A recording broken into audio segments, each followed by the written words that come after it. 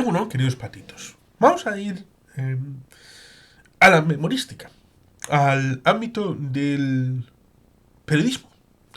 Ahora que hemos recibido a través del EGM el hecho de que toda la comunicación en papel empieza a sufrir un serio declive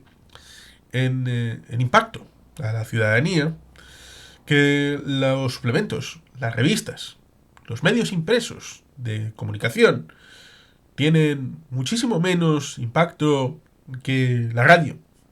que la televisión, y que no decir que Internet, que es el primero ya consolidado, es un ámbito ciertamente necesario a la hora de abordar el pasado del siglo XIX y siglo XX de los grandes movimientos sociales, y uno de ellos, como no, es el nacionalismo vasco. En municipios como Guecho tuvieron cierto impacto desde, por ejemplo, el Bachoqui de Algorta, y que ciertamente tiene su impacto en nuestra historia y nuestra memoria, como la sociedad tuvo a bien generar esos dos espacios escritos y con la idea de transmitir a la sociedad ciertamente esas reflexiones acerca de las situaciones cotidianas que ahora podemos hacer por otros medios, pero que en aquel momento era fundamental, era imprescindible, era un vehículo de los muy pocos que había para transmitir esas ideas y transmitir esas sensaciones y esas informaciones para cambiar el estado de ánimo, para cambiar la percepción de esa sociedad del siglo XIX, siglo XX, con respecto a lo que estaba viviendo en ese entorno urbano de Algorta, de Guecho, en ese momento. Y que tiene sus momentos, ciertamente sus espacios, sus lugares, lo espacio temporal, jugando en el ámbito, ciertamente, de lo que en este texto, a través de historias vascas, en Deia, a través del autor Koldo Somocueto, que es un urdulistarro licenciado en Historia por la Universidad de Deusto y que actualmente cursa el doctorado en la UPV-HU. Es autor de 2 libros dedicados a la Segunda República y a la Guerra Civil de Urduliz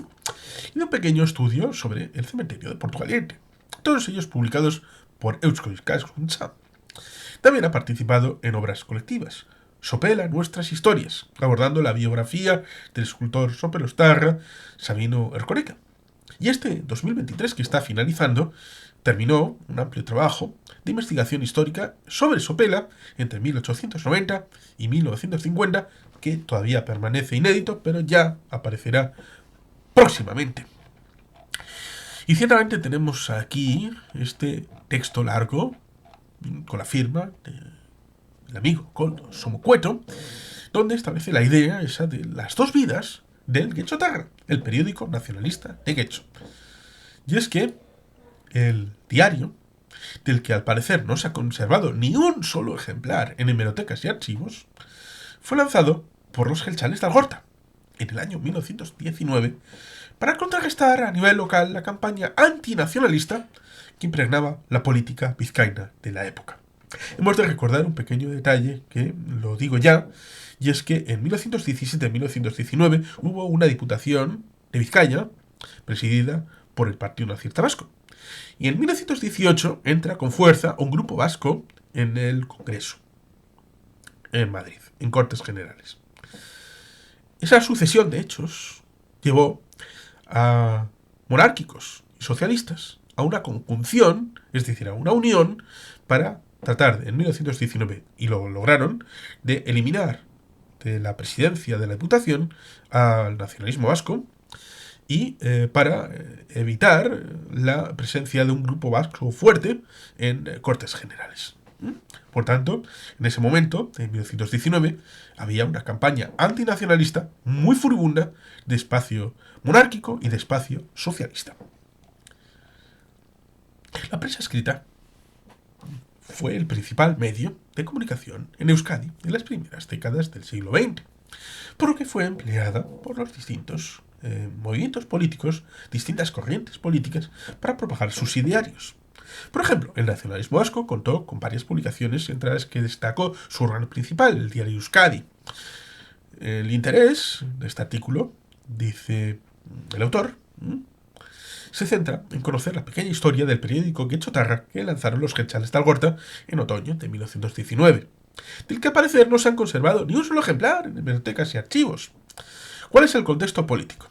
Entre 1915 y 1918, el nacionalismo vasco vivió una etapa de fuerte expansión electoral, que se tradujo en hitos como la consecución de la primera mayoría nacionalista en la Diputación de Vizcaya en marzo de 1917, como os he comentado, que quedó presidida por Ramón de la Sota y Aburto, nacido en Guecho en 1887 y uno de los dirigentes más destacados de la Comunión Nacionalista Vasca, CNV. El punto culminante de aquel crecimiento fue la rotunda victoria en las elecciones estatales de febrero de 1918. En el Ayuntamiento de Guecho, el crecimiento de CNV quedó reflejado en las elecciones municipales de noviembre de 1915, en las que salió una nueva corporación, establecida por Eduardo Aburto Uribe, tío carnal del citado Ramón de la Sota. La presencia nacionalista en el consistorio quedó reforzada tras los comicios de noviembre de 1917, continuando Aburto como alcalde de un ayuntamiento que contó con 9 ediles jeltzales, como Alejandro de la Sota y Aburto, hermano del presidente de la Diputación vizcaína. En vista del auge de los comunionistas, en enero de 1919, las fuerzas monárquicas se unieron en la Liga de Acción Monárquica, con la finalidad de hacer frente al movimiento separatista. Pese a ello, el nacionalismo sumó un nuevo éxito en las elecciones generales de junio de 1919 que provocó que los dinásticos se coligaran con la izquierda republicana socialista. Esta alianza resultó muy efectiva en Vizcaya en los comicios estatales celebrados entre 1919 y 1923, recordando ciertamente que además de que reduciera al mínimo la presencia nacionalista en las Cortes madrileñas, en 1923, en septiembre, se producirá el golpe de Primo de Rivera. Además, en julio de 1919, CNV perdió la mayoría que ostentaba la Diputación vizcaína. Este revés se sumaba al fracaso del proceso autonomista impulsado por Sota y su equipo de la Diputación de Vizcaya respecto a Araba, Guipúzcoa y Navarra. Por si fuera poco, aquel mismo año se desencadenó una cascada de medidas implementadas por los tribunales de justicia con la finalidad de reprimir a los jeltzales, como por ejemplo la clausura de la Juventud Vasca de Bilbao en junio del citado año. Y luego dicen que el lawfare es algo realmente novedoso. Nacimiento de Getxotarra. La adversa situación que acabamos de describir fue con toda seguridad la razón por la que en el otoño de 1919 la no muy numerosa pero sí entusiasta e infatigable juventud nacionalista del barrio Getxotarra de Algorta puso en marcha un periódico de tirada mensual con el objetivo de llevar a cabo una labor patriótica dirigida sin duda a contrarrestar a nivel local la campaña antinacionalista que impregnaba la política vizcaína de aquel entonces. El primer número del nuevo medio de comunicación, que fue bautizado con el nombre de Getxotarra, vio la luz el 30 de noviembre de 1919, el día de San Andrés, una fecha muy simbólica en la que los jeltzales conmemoran la batalla de Padura. Poco sabemos sobre el contenido de aquella primera edición, más allá de que exhibiera en sus páginas artículos de carácter doctrinal. Su venta debió de ser un gran éxito, si atendemos a las informaciones publicadas en el diario Euskadi el 3 de diciembre, en las que se detalló que los ejemplares del Getxotarra eran arrebatados de las manos de los vendedores, no obstante ser su precio el de 10 céntimos, añadiendo que solamente en el Bachoqui se hizo una venta de más de 60 números, no quedando actualmente apenas ejemplares. Los primeros ejemplares del diario eran arrebatados de las manos de los vendedores, a pesar de que su precio de 10 céntimos parece que era elevado. El segundo número, aumentado en una hoja, salió a la calle a finales de diciembre de 2019. Desde entonces mantuvo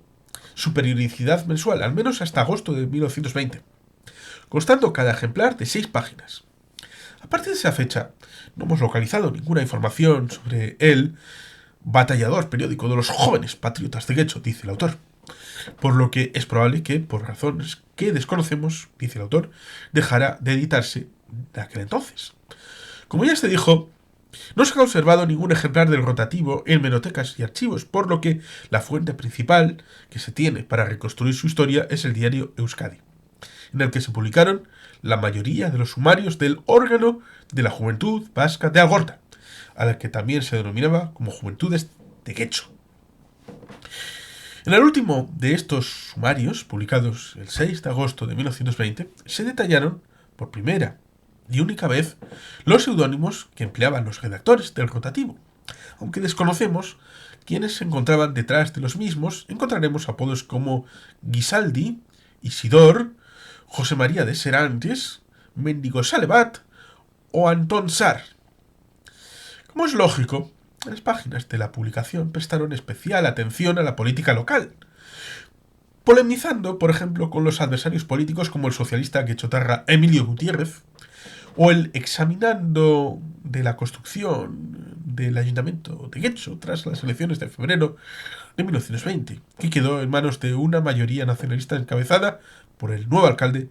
Jacinto Araluce Ajuria, hermano del arquitecto y político gelchale Antonio Araluce. Se abordaron también aspectos de la vida interna de los gelchales de Getxo, como asambleas de afiliados o conferencias, además de incluir una sección llamada Titirimundi Getxotarra, en la que se recogían las crónicas sobre las obras teatrales puestas en marcha por el cuadro dramático de la propia Juventud Vasca de Algorta. Getxotarra no trató únicamente cuestiones de índole local, sino que, superando los límites del municipio, se adentró también en asuntos relativos a localidades cercanas como Unguía, Verango, Urduliz o Plentzia. Respecto a esta última, sabemos que en el número de febrero se publicó una exacta e ingeniosa crítica de los representantes en la villa costera de la Entente, conformada por la Liga Monárquica y los republicanos socialistas, que fue leída con extraordinario interés por los gelchales plenciatarras. En el caso de Urduliz, gracias a un artículo aparecido en el diario conservador El Pueblo Vasco, el 30 de abril de 1920, sabemos que Getxotarra, al que calificaron como un papelucho que sale todos los meses, publicó un escrito denunciando que el día de San José, el párroco de la Urduliztarra iglesia de Andramari, predicó en castellano, pese a que la localidad era un pueblo euskaldún. Aquel señalamiento soliviantó a los del pueblo vasco, que encabezaron su respuesta afirmando que los nacionalistas no respetan ni a los sacerdotes. Después de este ámbito, de 1919-1920, habrá una segunda vida del Getxotarra. La víspera de Aberri-Eguna de 1936, que aquel año se celebró el 31 de mayo, el periódico Getxotarra volvió a las calles de Getxo por iniciativa de la Junta Directiva de la Eusko Etxea de Algorta, tras más de 16 años de ausencia. Con toda seguridad, esta reaparición habría estado motivada por la adversa situación que el PNV estaba atravesando desde las elecciones generales de febrero de 1936. Hemos de recordar un pequeño detalle, y es que había dos vueltas. La primera vuelta fue bastante profusamente utilizada en el Estado, pero si no se llegaba a un mínimo, había la necesidad de una segunda vuelta que en buena medida de las circunscripciones vascas fue necesario realizar. Y por tanto aquellas elecciones no terminaron para los vascos el febrero del 36. En aquellos comicios se enfrentaron en Euskadi tres corrientes políticas: las izquierdas aglutinadas en el Frente Popular y las derechas reunidas en el bloque contrarrevolucionario, el Frente Patriótico. Y por último el PNV, que se situó en el centro del tablero político, alejado de las derechas, consciente de que con ellas era imposible la consecución del Estatuto de Autonomía. La campaña derechista en Vizcaya fue muy agresiva, sembrando dudas respecto a la religiosidad de los gelchales, relacionándolos con la izquierda y con la revolución. Estas acusaciones calaron en parte del electorado, sufriendo el nacionalismo vasco un considerable descenso de votos respecto a los comicios generales de noviembre de 1933, mientras que las derechas experimentaron un aumento de apoyos. Este comportamiento de los electores se reprodujo en Getxo, aunque la candidatura del PNV logró ser la lista más votada.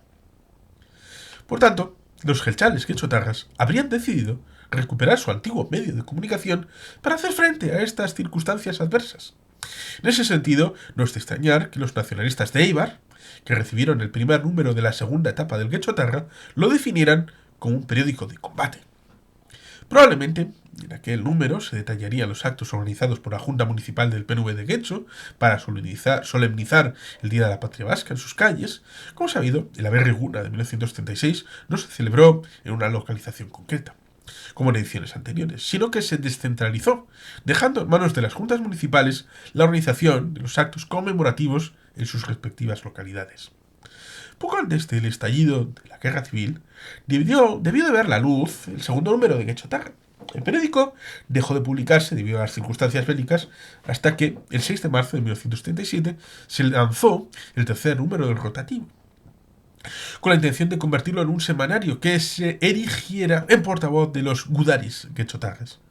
Atendiendo a ese propósito, se dedicó la portada de aquel número a los gudaris Sabina Tuche, José Antonio Ayestarán y Gabriel Elorriaga, fallecidos en el frente, homenajeando también a otros combatientes de Guecho de otras ideologías políticas que habían perdido la vida, dando ejemplo de lealtad a sus convicciones. Cabe señalar que conocemos bastante bien el contenido de este número del Guecho Tarra gracias a Carla Llanos, que tuvo acceso al ejemplar original que conserva un vecino de Algorta, dando después forma a un artículo titulado Un diario Guecho Tarra en 1937, que publica en su conocido blog Memorias de Guecho. Ignoramos, dice el autor, Koldo Somocueto, si a este ejemplar le siguieron otros antes de la calle de Euskadi, en manos de los sublevados, o si por el contrario, fue la última vez que el Guecho Tarra fue voceado por las calles del municipio. Y por tanto, ciertamente, es necesaria esta memoria acerca del Guecho Tarra, en donde, pues se decía, mañana sábado se pondrá a la venta el número correspondiente al mes de agosto de este valiente defensor del GEL, órgano de la Juventud Vasca de Algorta, y su sumario, en aquel ejemplo, era el siguiente: Illacua, Leceta, el conflicto obrero, Guisaldi, para don Emilio Gutiérrez, Especha, el imperialismo sovietista, por Chudor, e instantánea, de Chomin, atrás.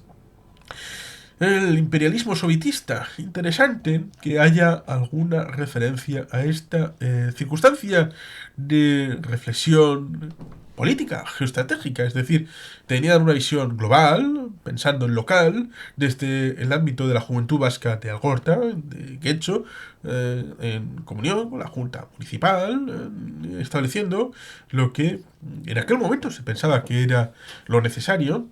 con pensamiento geopolítico y geoestratégico, pero también en el ámbito de la comarca, en el ámbito vasco y en el ámbito local, pensando en elecciones, pensando en el ámbito del lector, pensando en nutrirle el alma con reflexiones y con datos. Esa situación se vehiculizaba a través de medios de comunicación escritos. Y evidentemente esta profesión de fe en el hecho de primero formarse, que esto es algo que hacía el futuro Lehendakari Aguirre en su juventud vasca de Bilbao, con reuniones periódicas en donde se hablaba de historia, se leían libros y por lo tanto, después de ese insumo de información, es cuando es posible generar el contenido del debate, porque el tránsito evidentemente debe ser ese. Alguien que ignora no puede transmitir sino ignorancia. Alguien que conoce, y la Juventud Vasca, es decir, EGI, que se funda formalmente Juventud Vasca barra EGI en el 14 de febrero de 2024, vamos a cumplir 120 años, porque se funda el 14 de febrero de 1904. Generan esos espacios en donde la juventud se forma en lo político, en lo doctrinal. Y esa formación en lo doctrinal genera luego que quieran transmitirlo a otras gentes. Y en ese momento la única forma de hacerlo era a través de la prensa escrita. Luego llegará la radio y finalmente llegará la televisión. Y por eso actualmente la prensa escrita goza de ausencia de impacto como lo tenía en el pasado. Pero, ciertamente, esta evolución de los tiempos nos lleva a que en la época actual, donde aparentemente todo está al alcance, pero mucha gente ignora cosas como esta de nuestro pasado, Hay que agradecer que se ponga en valor y que se exponga ciertamente cómo se hacían las cosas en aquel momento, en el pasado, hace ya más de 100 años, en el tránsito de esa situación de descubrir información que en aquel momento era imprescindible para hacer frente a los relatos de los otros, de los que no estaban en el PNV, sino estaban enfrente, electoralmente hablando, arraigar ese pensamiento político en argumentaciones y evidentemente hacer viable un proyecto político para los jóvenes y también para los no tan jóvenes en aquel momento, lo mismo que sigue siendo necesario en el momento actual hacerlo para los jóvenes y para los no tan jóvenes en ese tránsito para el siglo XXI ya muy avanzado en el que estamos, en donde ciertamente existe Algorta, existe Ondárreta y existe Quechosarra, Tres Bachoquis, un municipio que sigue mayoritariamente votando Jeltzale 100 años después. Y que evidentemente sigue habiendo jóvenes del PNV y merecen conocer lo que sus mayores, cuando eran jóvenes como ellos, hacían para hacer profesión de fe de esa creencia política en el nacionalismo vasco, fundado por los hermanos Arana y por el maestro, evidentemente, Sabino Arana, entre ellos. Y evidentemente aquí está el pasado, que agradezco ciertamente, no solamente a ella, no solamente a Historias de los Vascos, sino también, evidentemente, al amigo Koldo Somocueto, al que, bueno, pues le pido disculpas por haber utilizado su texto, que hemos compartido, ciertamente a través de este vídeo, y que ciertamente permite profundizar en este conocimiento de nuestro propio pasado como legado que debemos de transmitir. Y sin más, queridos patitos, es que ricasco, agur berobat, beti jelpian.